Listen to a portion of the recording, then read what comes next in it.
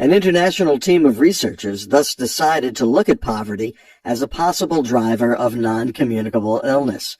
They pored over data from 48 previously published studies that included socioeconomic information. Together, those studies included some 1.75 million subjects from 7 high-income countries in the WHO. And the research team found that being poor was more dangerous than obesity or high alcohol intake. The study is in the journal The Lancet.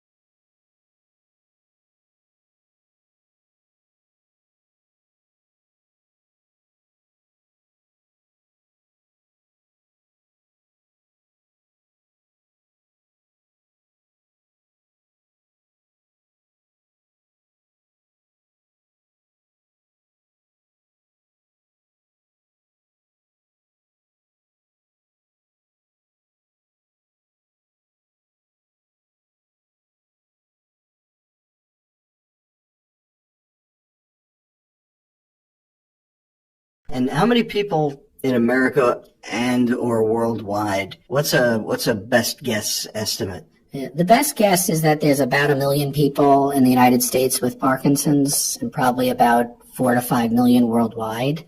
The greatest risk factor for getting Parkinson's is being 60 years of age.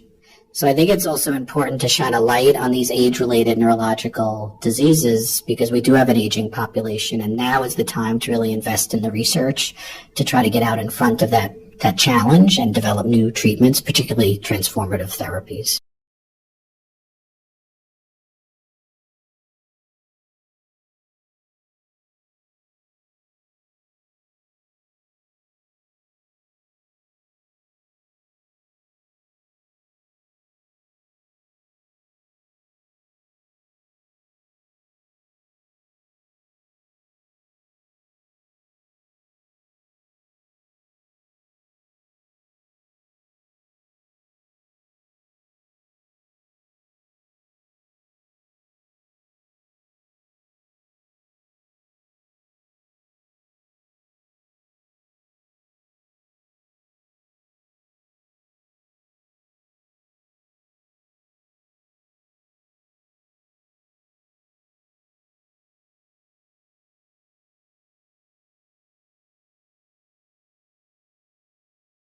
Because suppose planets were actually very rare. So the solar system was sitting here, and then you had to go 1,000 light years to the next planetary system. That would be difficult for us if we wanted to study those planets because they're a long way away. I'm doing the politician thing of kind of circling around the question here. So it definitely, the abundance of planets improves the odds of us obtaining an answer, which is huge. Right? Don't underestimate that. What does it mean for the actual probability of there being other life out there and how often it occurs? If I'm completely honest with you, we don't know.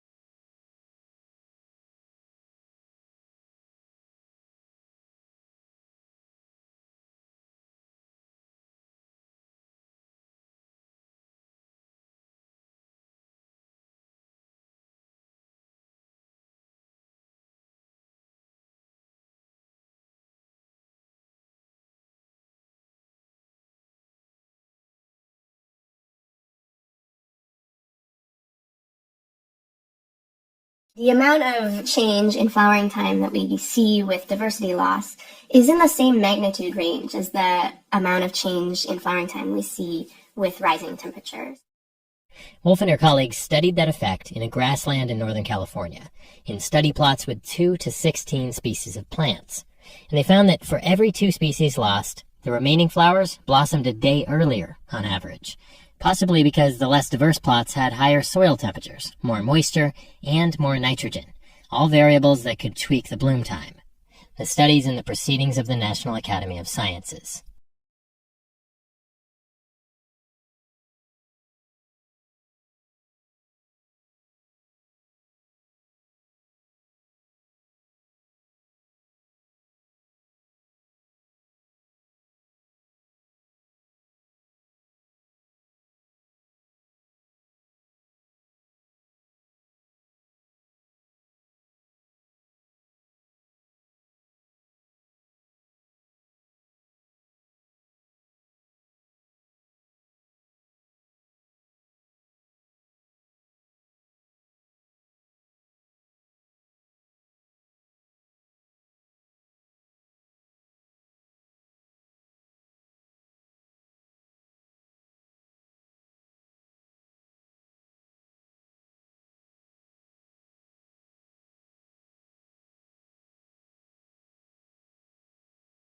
What we do with this technique is use radio telescopes to observe pulsars, which are neutron stars that are rotating very rapidly and sending their beams of emission across Earth about several hundred times per second. And the idea is, of course, that if a gravitational wave is passing through Earth, the gravitational wave is stretching and squeezing our space-time, and the tick that we see from these very, very regularly spinning pulsars is speeding up and slowing down.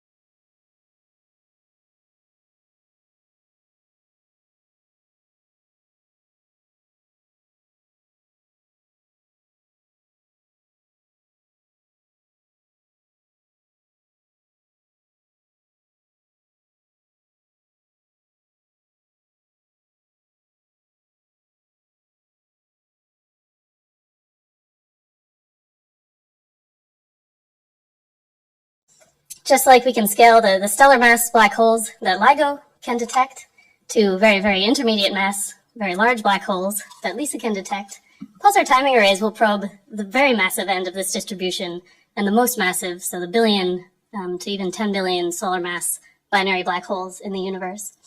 So every time you get a galaxy merger, you can get a binary supermassive black hole, which then will contribute signal to our pulsar timing arrays by propagating through the galaxy.